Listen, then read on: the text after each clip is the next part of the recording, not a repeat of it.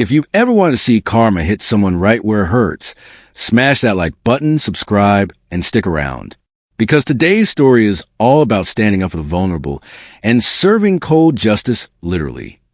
It happened a few days ago in the most ordinary place you can imagine, a grocery store.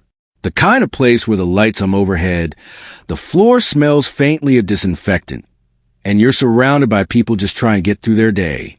I was in my usual checkout lane, trying to be patient. My cart was half full, nothing fancy. Just milk, bread, a few snacks. The store was busy enough that every lane was a wait.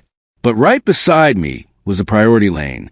That's the one reserved for elderly folks or people with disabilities, PWDs, as we call them. And there they were, a couple of elderly men and women, perched on those small plastic benches the store puts out. Some of them looked tired. Some leaned on canes. But they were all patiently waiting their turn.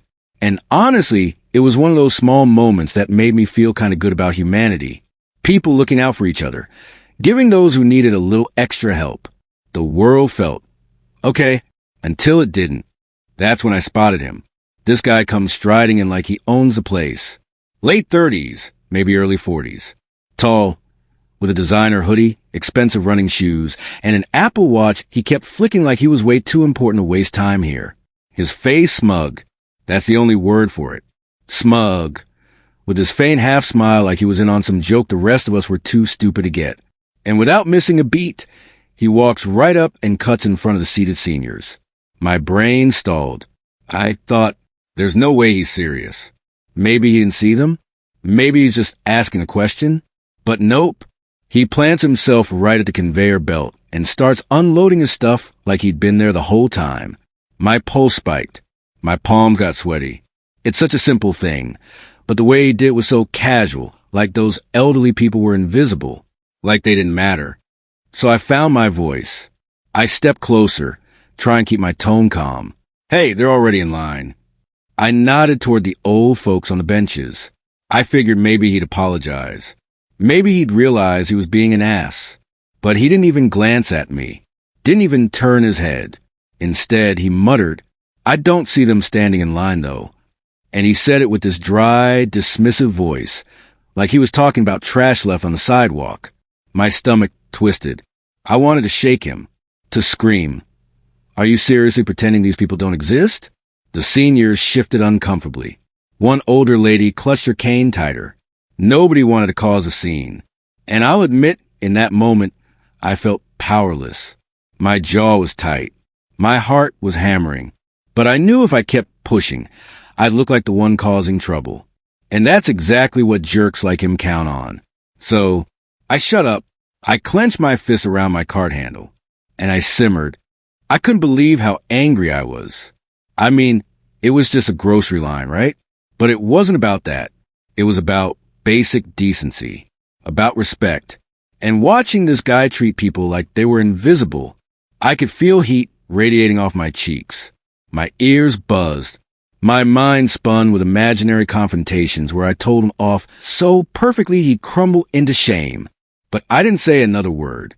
Instead, I watched. A few minutes later, we were still stuck in our respective lanes. The guy was right beside me, unloading his cart. That's when I noticed what he was buying.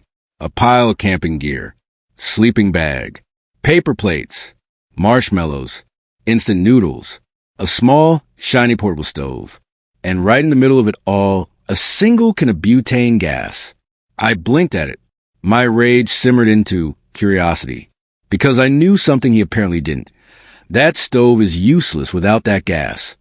And right then, it was like the universe whispered in my ear, Hey, you want to get back at him? Here's your chance. My heartbeat slowed. My earlier fury hardened into cold resolve. I stared at that butane canister like it was a key to justice. He was babbling on the phone, one hand waving around as he complained about traffic or meetings or whatever, completely oblivious. And that's when I made my decision. I inched my cart closer. Casual, just another shopper adjusting my position in the crowded store. My hand slipped toward his cart. Closer. My fingers brushed the cool metal canister. And in one smooth motion, I plucked the butane right out of his cart. He never even looked up. I slid it into my cart, burying it under my groceries like a secret treasure. My pulse thudded in my temples. I kept my expression perfectly blank.